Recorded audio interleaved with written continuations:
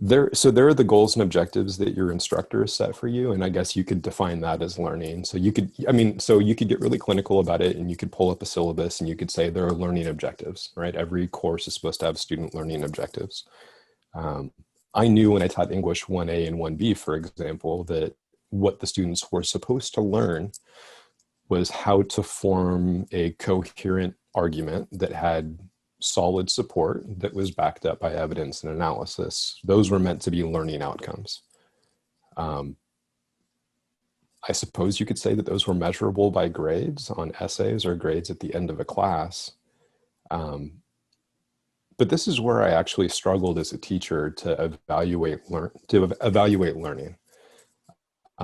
Because I know as a student and as a person that it's entirely possible to mimic learning without actually having learned anything. Right? I mean, Yeah. I've been able to perform a task without really any understanding of why I was successful or unsuccessful at that task.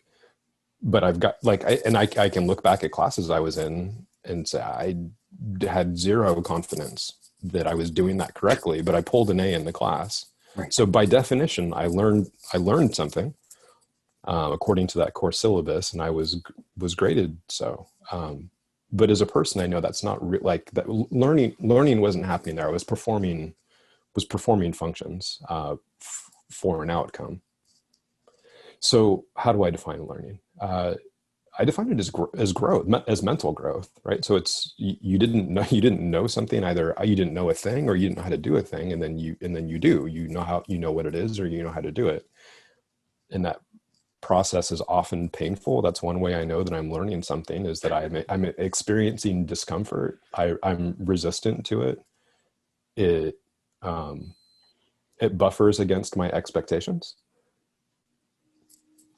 I guess one of the ways I used to try to ensure that learning was happening in my English class is one of my very first assignments would be, and it's harder than you would think, was first of all to find and define a thing that you're enthralled to, an idea that you're enthralled to, by which I mean a belief that you hold that you have never once investigated. Like you know it to be true, but you've never even investigated why you think it's true or know it's true, because we all have those things. Yeah. Like, and I would start with silly examples. Like growing up, I knew that the 49ers were the best football team on the planet because I was a 49er fan.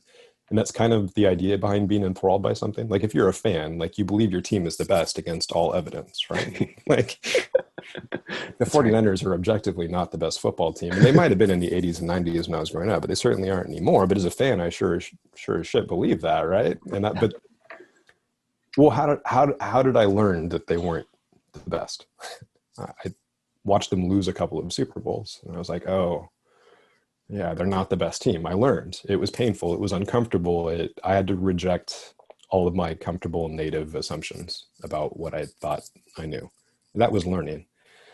And I can learn something different. So I guess I would define learning as that process of re-scripting something that you know, or building a script for something that you don't, to use your coding, like talking about computer coding.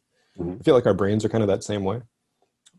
And there's coding up there, and we have to recode or uncode or code for the first time. But that we know when that's happening, because there's a kind of cognitive dissonance that happens as it's happening. Like there's an actual conflict that happens there. And then you come out the other side with a fresh understanding of something. But I wouldn't say that's the end of learning, because in my experience, things that I've learned become challenged at some point in time by some new concept, and then I've got to relearn. And that's why professionals go through professional development training all the time, to make sure they don't stop learning, because stasis is comfortable. But you know you're learning because you're uncomfortable. So maybe that's the cleanest way I can define learning, is that I'm in a position where I'm uncomfortable, but I'm also slightly exhilarated, because I know that I'm becoming stronger or better informed because of it, or my practice is going to become more useful because of this experience that I've been through. I think we're all learning because of COVID right now, just to expand this analogy. Yeah. We're learning some of the things that we took for granted by their absence. We're learning just how precious human interaction is, because of its absence. And we're learning how selfish some people can be because of the way they're behaving. But learning is often a difficult thing. I think we put a lot of structure around it to make it more comfortable, but it's typically difficult, and it requires it's sometimes an act of courage to actually get through to the other side.